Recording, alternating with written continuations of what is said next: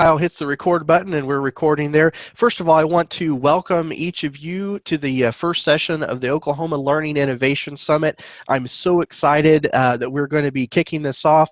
Kyle and I are going to be starting to talk about the state of online learning in Oklahoma. But before we get going, I want to offer a few announcements here. First of all, we're excited we're streaming live on Facebook in the Oklahoma Learning Innovation Facebook page. And so if you have not joined that Facebook page, you'll want to do that. We're going to be posting a lot of great information and resources throughout the summit. Also want to point out that you can chat with one another and with Kyle and I in the chat features of the session here today. There's a little bit of information there. And then finally, we're going to be recording this session so that you can access it and share it following the session today. So we're really excited to be able to do that. I also want to take just a moment and celebrate some excellence that is going on in the state, and we're going to be talking a little bit more about this throughout the presentation later today. But part of the summit is that we have an awards, our Oklahoma Online Learning Excellence Awards, and I want to recognize four individuals and teams here for their work and excellence around the state. The four categories were innovation, leadership for an individual, leadership for a team, and teaching awards. And these were submitted by your peers and your colleagues from around the state and reviewed by educators around the state. And I'm really excited to recognize the group from the Online Learning Development Group from Tulsa Community College, led by Randy Dominguez. Our leadership individual, Dr. Gary Dodd from Rogers State. From OU Information Technology, recognizing our leadership as a team, and Stacy Sutherland from UCO in their Teaching Excellence Award. So I want to just take an opportunity and celebrate them and the great work that they are doing, and we're going to be recognizing them throughout the summit. So again, we're really excited to be kicking this off and to start off the summit this time. So Kyle, you want to talk a little bit about what we're going to be doing today and go forward from there. All right, great. Well, as many of you who are watching today probably know, this is year 2 for Oklahoma's Council for Online Learning Excellence. In 2012, the state regents really increased their focus on online learning in Oklahoma and formed the state regents task force for online education.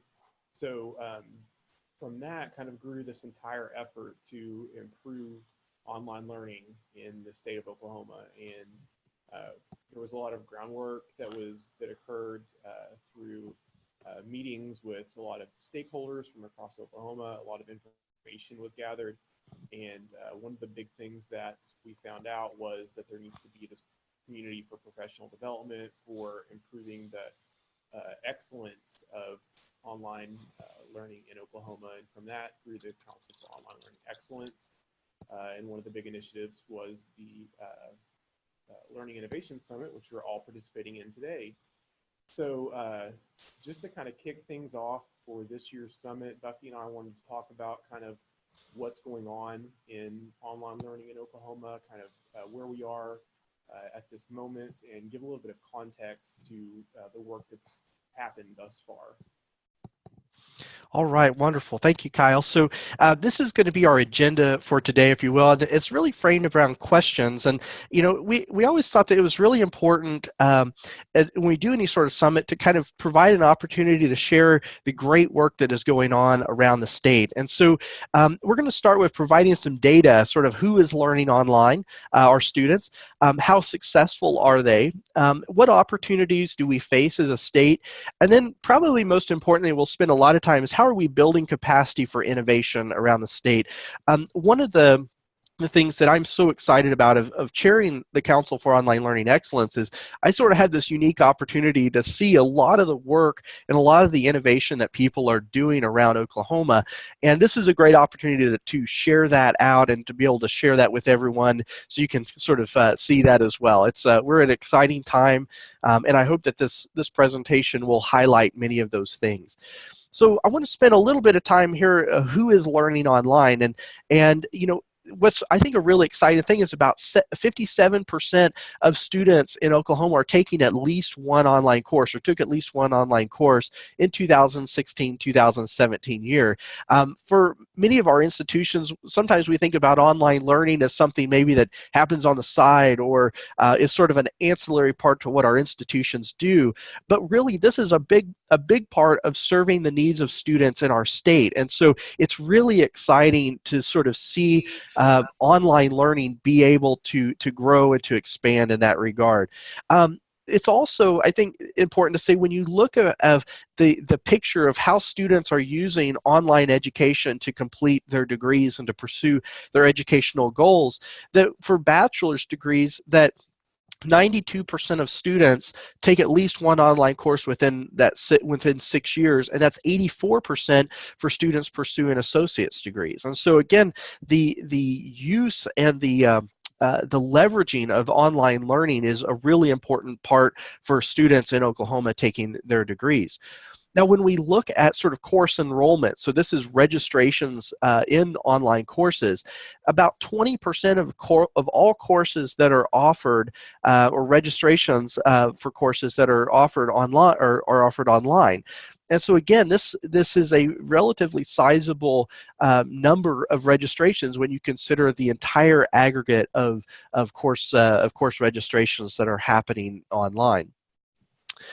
So when we look at who is the level, if you will, of student that is learning online, we tend to see this grow as students reach like junior and senior levels, but obviously across all sort of academic spectrums, realms, we see that online learning is a relatively important part of that. Where we drop and we see not as much in terms of the professional degrees and the graduate, particularly at the doctoral level, just not as many opportunities from the online offerings in that regard. But across all the others, it is a very important part of what we do, and it continues to grow and continues to accelerate there as well.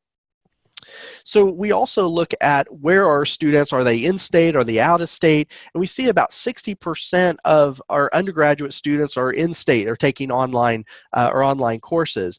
And we start to see, and this sort of, you can see in the graph showing our out-of-state students are at the undergraduate level are pretty close there with it. It drops down a little bit when we get to the graduate level, both in-state and out-of-state as well. So when we look at the percent of students, we showed this obviously kind of broken down a little bit different way of full-time and part-time, about the same in terms of 57% versus 56%, whether students are taking full-time courses or whether they're in the part-time sort of classification there. We also look at the average age of students. So how old are students, in terms of taking courses? And these tend to be a little bit older. We 26 on average, 25 for males there. So about 26 years of age for taking online learning. And so that tends to be, we're dealing with adult learners, maybe a non-traditional, if you will, in quotes. I don't know if any students can be a traditional sort of student there anymore. But we tend to see this as being not only an opportunity for learners to pursue an education, but also to continue possibly career enhancements, things of that nature as well. So a very important aspect there. So when we look at student success, so when we look at courses completed, if they're a degree, about 91% of courses, if they earned a degree, completed there. That's compared to 93 overall in courses, 93%. And so we still have a little bit of room to improve on that regard. We'd like to continue to see those numbers moving up, but I will say that we increased that a little bit from last year. So there's continuing to be some enhancement and some growth opportunities when we look at student success. And I'll talk a little bit more about some of these opportunities here in just a few moments. Retention data. This is actually, we don't have the numbers yet for this year because obviously retention is sort of an annual basis, but I can share from last year on the 14 to 15 students in the fall 15 retention there, we're looking at about 70% of students who took at least one online course were retained, and that's slightly better than students just on the overall. And so this may indicate that online learning is playing an important role in helping our students persist and graduate in their, possibly because of flexibility, possibly because it provides opportunities and access for learners in the ways that they need that. So there's a really important story there when we start talking about some of the data. So pause here. Kyle, do you want to offer any thoughts as we talk kind of through the data at a high level there? I think that there's a lot of interesting things that you could sift through in the data. And one of the things that sticks out to me is that students are more likely to take online courses as they roll into their junior and senior years. It seems like a lot of times we target general education courses for online learning, but the students that have kind of, I guess, more confidence as they go through their education are the ones that seem to be more likely to enroll in at least one online course. And also, I would just point out that the online students in this data could be enrolled in 100% online or blended coursework. So absolutely. So Kyle, you have some comments there. It's a little hard to hear, but I'll sort of emphasize a little bit some of Kyle's comments there as we're going through. Really, as students progress further in their educational experience, they're leveraging online learning opportunities more and more. And so this opportunity exists that as we continue to see students make that progression from the academic environment to possibly workplace environments, or their next step in their educational pursuits, that it becomes more and more important. And I think that many of us who are involved in online learning continue to see those needs accelerate as students progress through their through their educational experiences there.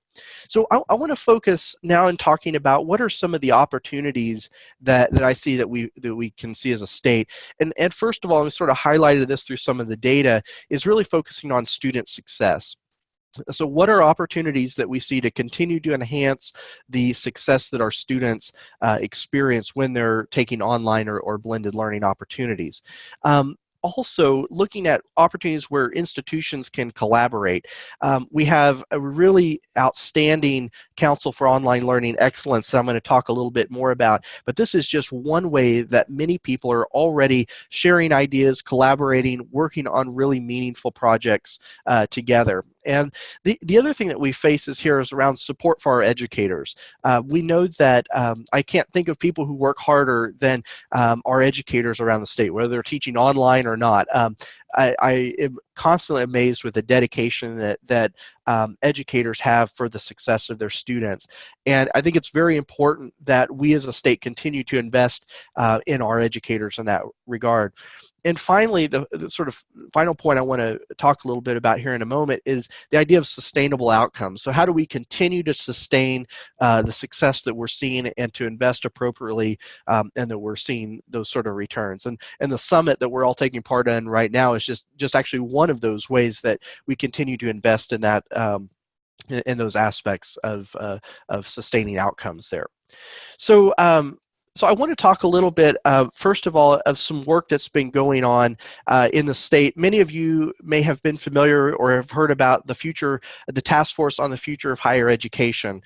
This was an initiative that was started quite some time ago, about a year ago, that really focused around what is the next steps broadly from higher education around the state. And it goes without saying that online learning and academic innovation was a key area of topics and conversation around that. And so I think it may be of interest to people on this call to learn a little bit about what the the makeup of that group was, and then also what are some of the recommendations that they put forward for advancing online learning in the state.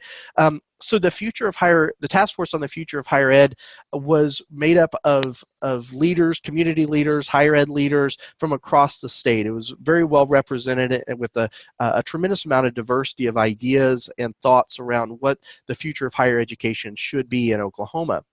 And so there were four main areas that dealt specifically with online education. Although I think when we look at many of the other recommendations, and it's posted online, if you'd be interested to look at those, deal on the peripheral of what is happening with online learning. But I want to talk about four of these today that we're sort of seeing and reacting to for professionals who are interested in online education. The first one deals with actual open educational resources. And this is looking at reducing cost for our students, but I would actually say that it's really about improving student success. I think you can recognize that anyone who's ever taught a course, and if you had a student who doesn't have a textbook or the resources that they need on day one, whether it be because of financial concerns or whether they just don't have it, they're already at a disadvantage for being successful in that course. And we talked about the student success issues here in just a second ago. And so the online task force is currently considering action on this recommendation in terms of bolstering the incentives and the access to use open educational resources. And one of the things I want to point out is next week we'll actually have a gentleman by the name of Cable Green. He's with the Creative Commons, which is a key licensing thought leader around open educational resources. He's going to be talking giving a live session next week, so you'll want to be sure to check that out. It's going to be a fabulous session there. But open educational resources continues to be an area where we are investing in and looking forward there. The next is our looking at how we promote a professional development for faculty and staff across the state. And COLE, or the Council for Online Learning Excellence, is currently advancing this recommendation, one of which being our summit here today. But we continue to look for ways of providing high quality professional development for faculty and staff, particularly around online learning and teaching there, and helping our students be successful in the online environment. The third sort of recommendation was really focusing around the platforms and the technologies that we have for delivering online learning. And one of the things that really focused around looking at common platforms, not only to allow our students to be successful as they transition from institution to institution, but also providing scale opportunities that will allow us to save costs and improve student success rates. And so I do want to point out at this point, there's not a plan to adopt a common LMS statewide, but there are many other technologies that are used across the state, one of which being the platform that we're on today called Zoom, which is a live platform. And so by working with various vendors and providers, we're able to reduce costs for institutions and provide access for really high quality technologies to enable online learning. The other thing that COLE has done is actually established LMS user groups from across the state for the various platforms that are in use, such as D2L, Canvas, Blackboard, and so forth. And so if your institution is on those and you're interested in sort of sharing the great work that's going on with those, there are ways for you to plug in and get connected to these user groups of people who are doing that across the state. And then finally, we're looking at sort of request funding from the legislature for a statewide delivery model of online education where it makes sense in terms of really focusing around opening access, value, quality, and growing our workforce and citizenry.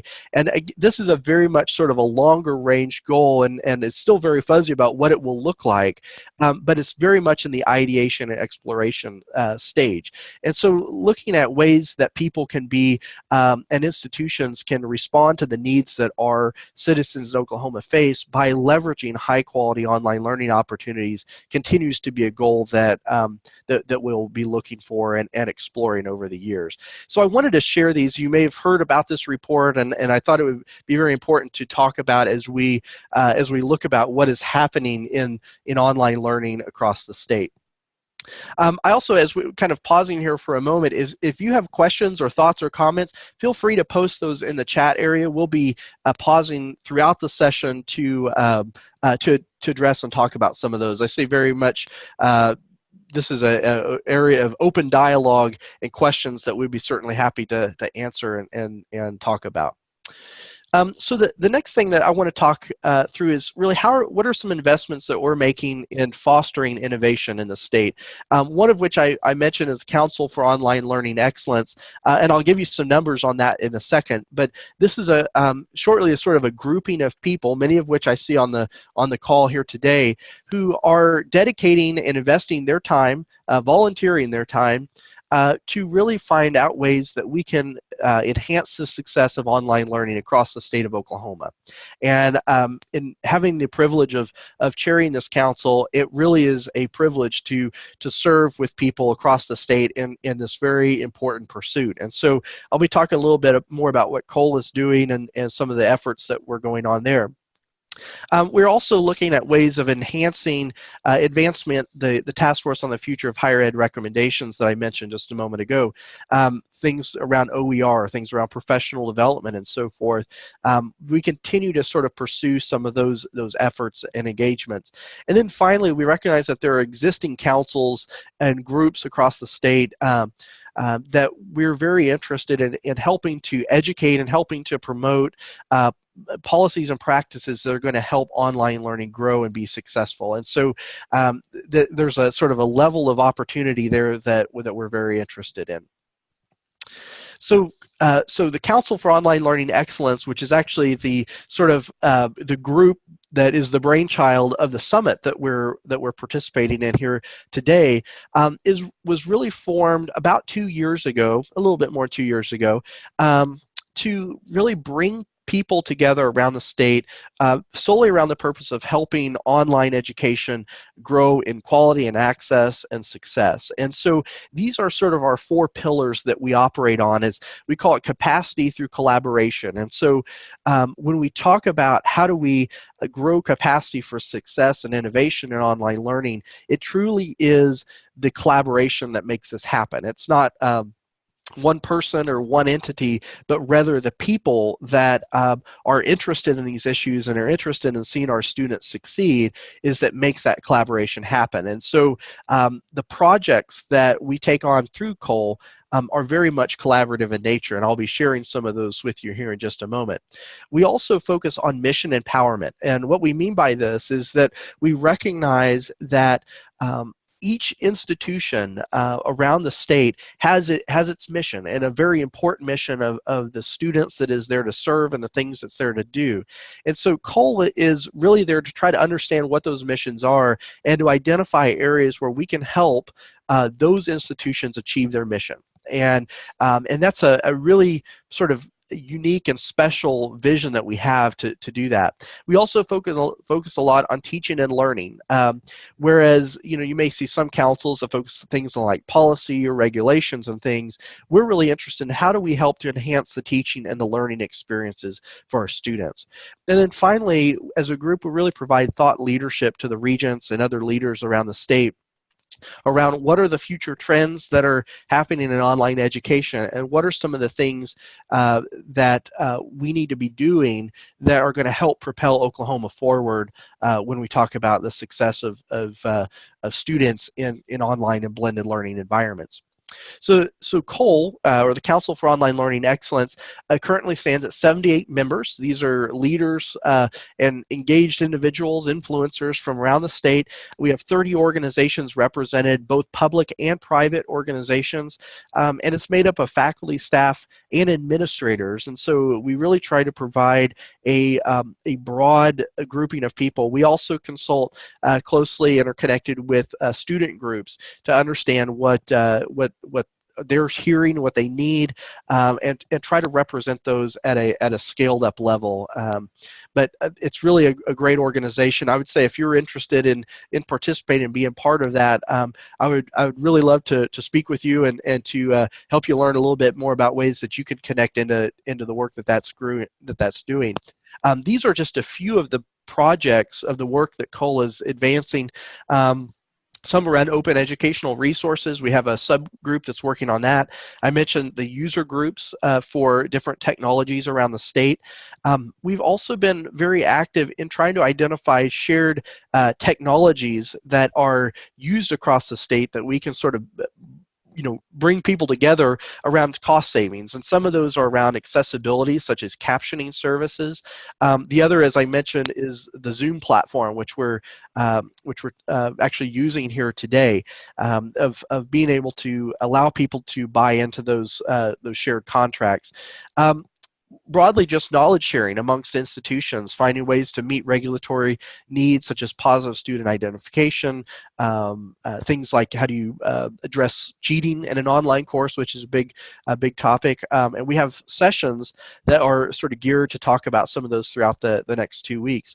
And then finally, looking at leadership development opportunities that we recognize that that it's so important not only to empower teaching and learning, but also the capacity for thoughtful and intentional leadership around online learning. And so we see these as active projects that are currently being undertaken with Cole.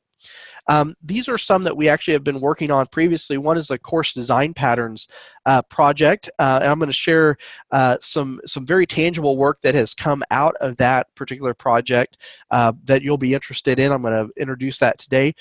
We've been doing a lot of work around data insights, of understanding who our students are, what they need, and what are those needs across the state. Obviously, the summit, this very Learning Innovation Summit, is a product of some of the work that we've done. This was sort of geared towards the idea of how do we allow people from across the state to interact at a level that's going to be convenient and useful for them, to be able to learn more about what's happening in online learning, and to get some skills and some techniques that are going to be beneficial to them. And then the awards, the people that we recognize at the start of the session today were so important because prior to 2 years ago, we didn't have a way of recognizing the excellent work that was happening all around the state. I think everyone on the call today can sort of point to people that they respect and really admire the work that they're doing, but we didn't have an outlet to recognize that work. And so really excited that we're now in the second year of that work and being able to do those sort of things together. So one of the things that I mentioned, I sort of foreshadowed there, was the work that the online course design patterns group that has been doing, and I'm really excited. I'm going to bring over a website here. This is the main website for online excellence in the state. It's onlineexcellence.onenet.net. And this is obviously the site that people go to for the summit, but we've also released through the hard work the guide to online teaching, and this pulls together some key resources for people that you can share amongst your institution. It's open, it's available, and it is meant to sort of be an entry point, an educational opportunity for people around online learning. And so we talk about just a general introduction to online learning. There's course design principles, discipline areas where we're actually focusing on 2 disciplines, English and biology. Biology will actually be added later on this week. We have English resources, and these are different patterns and techniques that people have found to be successful when they're teaching in these environments. And our intent is to continue to add new and additional disciplines to this. And so if you teach English or biology or really any subject, I'd encourage you to go check some of these resources out, because they truly are a fantastic guide to how to innovate and how to improve and get new ideas even for online learning in your courses. And so we also talk about effective facilitation practices. One of the resources that I think was sort of that we haven't had before that is interesting is just a glossary. And so you may hear some of these terms out there that, oh, what is this, or what is OER, or what are these things? And we've actually put together a glossary that highlights various terms that you may come across or be familiar with. And so want to bring your attention to that resource as well. There's also on our main website I made a post that sort of announcing this, but one of the resources, if you're really sort of into some of this, is we've actually surfaced the research that went into creating this. And so if you'll scroll down and you can see that there's a database that was created that deals with how to teach English or biology or just other subjects online. And so you'll be able to kind of go through some of that research and do a little bit further commenting your research on your own there. So again, a really great resource that we're super excited to be able to present, but also to be able to grow on as we go throughout the years to come there. So Guide to Online Teaching. Yes. Just to insert a question there, Tracy Edwards, who's joining us via Facebook Live, asks, is there a website to be able to review the discussion surrounding these and other COLE initiatives? Could you say that again for me? Is there a website that discusses these initiatives and other COLE initiatives? Absolutely. So the website will be the onlineexcellence.onenet.net is the main website. We can post that in the chat. And then the other is our Facebook group that we've created that continues to remain active throughout the entire year. And so as new things go on and things are happening, we try to post those in there and keep people up to date. The other thing that when registering for the summit, we ask people to do is register. Obviously, the summit is free for everyone, but this allows us to be able to reach out and make people available to new initiatives and to new things that are happening. And so that's a great tool for people around the state to be able to connect in public and to connect and leverage as well.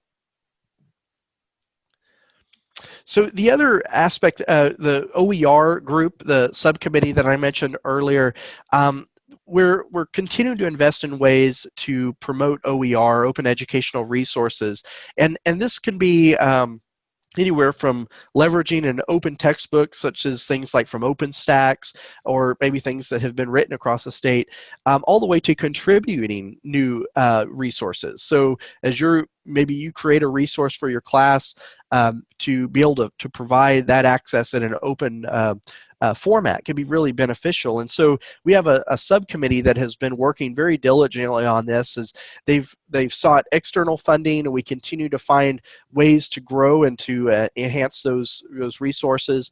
We're really looking at professional development opportunities. A lot of times a barrier to leveraging OER in classes is that people are maybe they haven't seen ways that it can be successfully integrated into their disciplines. And so we're really finding ways to try to highlight those and to promote those forward. We have created through COLE, we have a Canvas site that Canvas is an LMS where that group has been working. And so if you're interested in sort of contributing to there, that's another resource where that group has been working and developing OER. And we're also trying to create a member list, if you will, of people who are doing OER work across the state. And so to be able to kind of connect those people, and again, that sort of capacity through collaboration. I would expect over the next year to see us continue to develop a central website or resource for people who are interested in OER to be able to go and find those resources and leverage those things in their courses. So some really great work that's happening with the OER work. I noticed here, John Martin's mentioned here, the university bookstores need a lot of education about working with non-traditional resources, and that's exactly right. It's one of the sort of education opportunities or the communication opportunities that we have, because many times OER is sort of changing the general model of how students have accessed resources. You know, many of us can all remember, we go down to the bookstore, we get our books for the class, and and we're set. And so OER over the last, we call it 3 to 4 years, has really expanded in its quality, access, the topics that are there.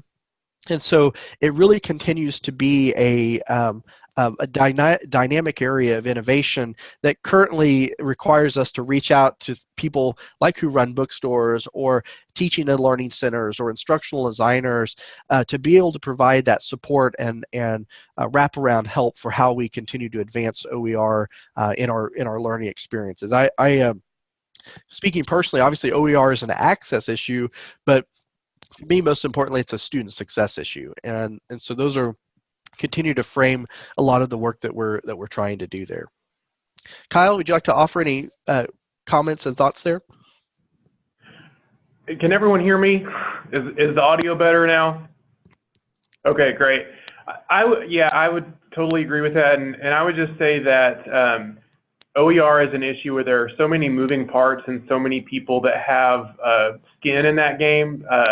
Right now at the state level, we are trying to be really strategic about how we engage this issue and really plan for how we're going to expand OER as opposed to just sort of pushing resources out and not really looking at how valuable those are. So there's some really exciting work going on right now with the online task force regarding OER, and absolutely, I mean, the bookstores, among many other people, are going to need to be part of that conversation.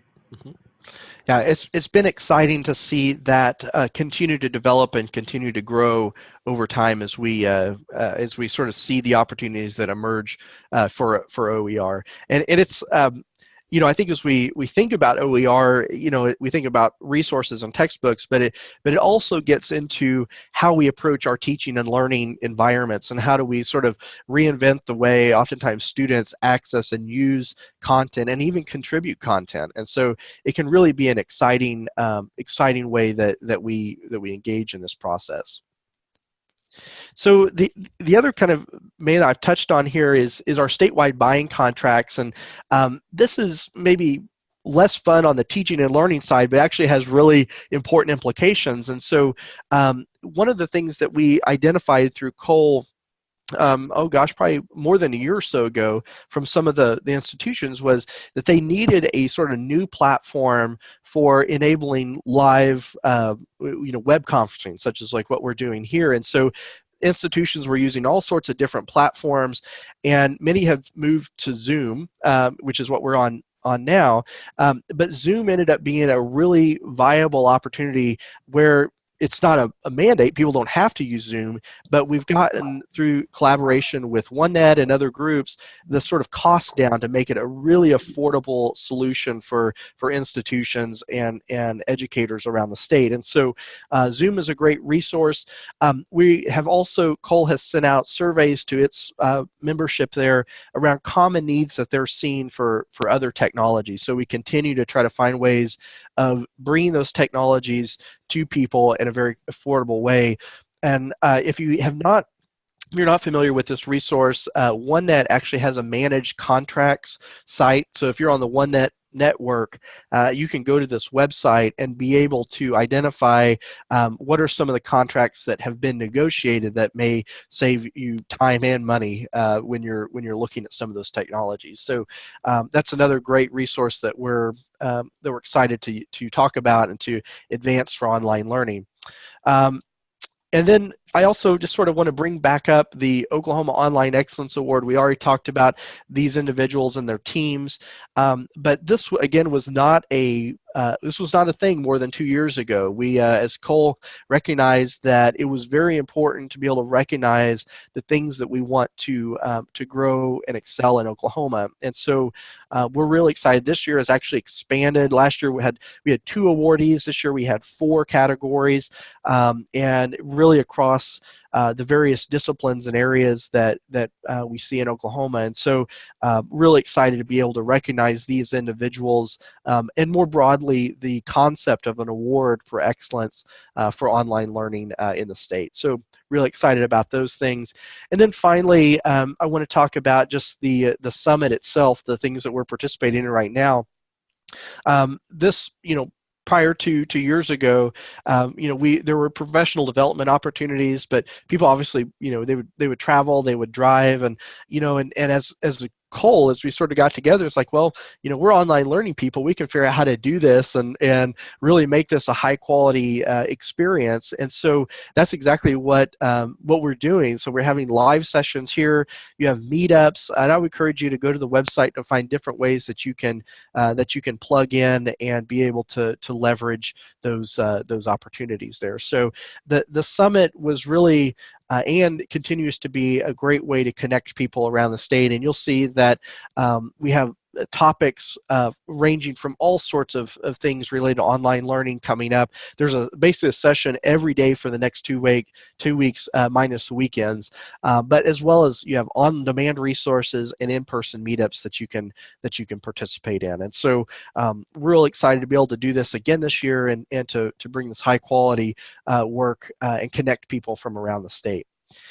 So at this point, part of what we want to do is obviously give you sort of a high-level view of what is happening in Oklahoma, but also provide a healthy amount of time for you to be able to ask questions and to maybe get kind of key answers to things that you maybe have been thinking about, or share ideas that you may be thinking about. So if you would, we'd invite you to be able to post comments and questions and thoughts here in the chat window, and we'll be able to go through and answer those and to talk through those. And to kind of get us started, one of the questions here is, can Zoom or other online delivery methods be used for non-credit courses? And so, yes, absolutely. Within your institutions, Zoom can actually be used within an LMS for credit, or it can be used outside of that. And so, just like we're using Zoom now for non-credit, if you will, learning opportunities, it can be leveraged for those purposes at your institutions as well. And so, it's really exciting to be able to see that work happening. Kyle, you want to talk about anything before as we get other questions that are coming in here? No, I think that we've done a good job of hitting the most important points on this. And yeah, I would just say on the question with the non-credit courses, it's up to your institution. So as long as you're not doing anything to violate the license that your LMS or your Zoom platform has, then absolutely those can be used for non-credit courses. So it would just be up to your IT department or your teaching and learning center, whoever is in charge of your learning platform and your Zoom licenses on your campus. Yep. Very good. Chris Paxton asks, is there any work being done with VR, virtual reality? So yes, Chris, there's a couple of really great sort of examples of work being done. One I can speak to very, very well here at UCO and our Center for E-Learning and Connected Environments. We've been doing a lot of work with headgear, but also mixed reality, so the Microsoft HoloLens and things of that nature. OU has been doing a lot of work through the, I believe the Opal project is what they call it, out of their collaborative and their library system down there. I believe that Northeastern State University is beginning to do some work with VR, and I know Oral Roberts University has been doing a lot of work with VR around the state. If you're interested in connecting those, I'd be happy to kind of get you plugged into people who are doing some of those things. Advanced imagery, advanced VR continues to be a very important area of innovation. I believe that we need to be paying very close attention to and make strategic investments in.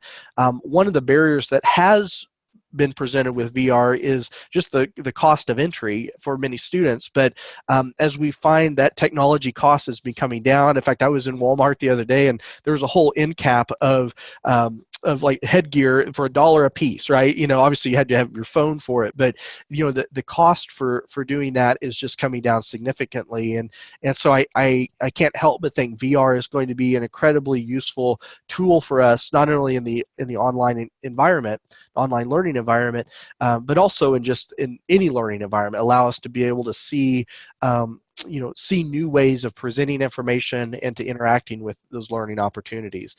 So yes, it continues to be a very important area. So I see the post there on the website, and that's one as Kyle pointed out there on the managed contracts, you'll need to be actually on your network for that site to come up. So if you're at home or away from a campus network, you'll probably get something like a 404 page or something that doesn't exist. But if once you're on the network, that will show up. So other questions, please feel free to post other questions or comments or thoughts or anything else you'd like us to kind of talk a little bit more about today. As you're doing that, I just sort of want to again put in a plug that if you're at all interested in sort of contributing and collaborating on some of the work that we've talked about today, I would really encourage you to reach out to myself or to Kyle to become part of COLE and the work that's doing there. Which one of the questions there from Pam is, could you talk about the Canvas repository? Absolutely, Pam. And so this is actually a repository from one of the COLE working groups created. So there are 4 members of COLE, and what it includes is all the work and the resources that working group has put together around open educational resources. And the idea behind that is that it's not only just access to the information, but it's access to the network of people around the state through COLE who are pursuing that work with OER. And so that can be a really important tool for not only an institution wanting to advance OER work, but be able to contribute some of the work that they're doing as well. And so, we see leaders around the state who have really invested heavily in OER work, and they're more than willing and excited to share the things that they're doing there. So Pam, if you're interested in connecting to that, that's another area where I'd be happy to connect you there and get you involved in the work that COLE is doing. All right. So as you're putting forward any last questions or thoughts, I want to sort of just offer some closing thoughts on my from my part. First of all, I can't underscore what a privilege it is to be able to be a part of a group through COLE and more broadly around the state of people who are interested in seeing online education being a successful journey and pathway for our students in Oklahoma and beyond. It's over the last 2 years as we've launched COLE and as we've done the Learning Innovation Summit, it continues to be an area of growth and innovation and that is very responsive to the needs that people are finding around the state. And so the examples that we've shared today and the data that we've shared and talked about, those are all sort of indicative of a much broader spirit of collaboration. And I would say Kyle can offer his thoughts in a moment, but I would assume that he would also echo that the level of collaboration that we're seeing across institutions and people sharing and connecting is something that we haven't been seeing ever before, especially for online learning. And so it's exciting to be able to see things like this and to be able to contribute these sorts of resources, but also the relationships. I think that's the real key part to this. And so I hope as we go throughout the next 2 weeks of the summit that you'll find opportunities to connect in and plug in and not only learn but also share what you're doing. I think it's a really great opportunity to do that. So with that, Kyle, any closing thoughts from you as well? I would just echo the thoughts that you shared about COLE. I've had really the privilege of being the staff liaison from the State Regent's office since COLE was started. And, over the course of a job like this, you work and staff a lot of different types of groups. And I've never worked with one where there's so much excitement and willingness from people just really jump in head first to get these projects done. And that's the reason that this state is moving forward with this work. It's not because someone at the top mandated that you must do this or anything like that. It's because in Oklahoma, we are incredibly fortunate to have a large group of people who are excited about improving the experience that students have, improving increasing the number of college graduates that we have in Oklahoma through excellence in online education. So this group and this summit is a perfect example of just the really innovative and collaborative things that COLE has done ever since its inception, really. And then just harkening back to the online task force that the state regents started and completed its work within the last couple of months.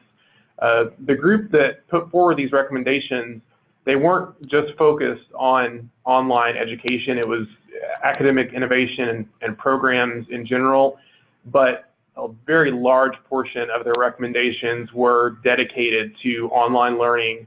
So that just goes to show that this is really the direction that we're headed, and I'm confident that we're not going to have any problems with improving excellence in online education in Oklahoma, because we already have this group of incredible people that are moving it forward even before the task force came out with these recommendations. Very good. Thank you very much, Kyle, for that. As before we sign off, there was another question Nancy posted in about third-party providers of textbooks and learning materials, and particularly around any legal issues of FERPA with integrating with college LMSs. And so, do I have any comments or thoughts on that? So typically, now, obviously, understanding what the exact need is and the goals for any sort of implementation is going to be very important for this.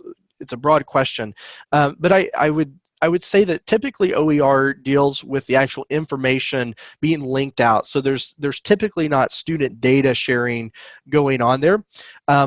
But what I would also look at, there are legal issues, particularly around copyright, use of things of that nature, that you'll want to be aware of when you're looking at OER. And I would actually say some of the best resources for you on that is your librarians at your campuses. They are so plugged in and such experts on those topics. So you'll want to check that out, and also the session that we have next week with Cable Green from Creative Commons will also provide some insight and direction into those areas as well. So it's a great question, and it's something that that we want to be very thoughtful and intentional about looking at those things. But I will say, in a broad standpoint, the adoption of OER, there are considerations, but it tends to be a lot easier than what many people will initially think when they start down that road. So I think that's a very good question. I think there's some great resources to plug into there. Be happy to talk further about that offline if you'd like to share some of that. So, all right. Well, with that, again, thank you so much for joining us for this first session. I hope you'll come back and see some of the future sessions that we have coming on over the next 2 weeks. Post in Facebook, reach out to us via email. There's plenty of ways to connect. So again, thank you so much. You all have a wonderful next 2 weeks, and we look forward to connecting with you further here. So you'll have a great day. Thanks, everyone.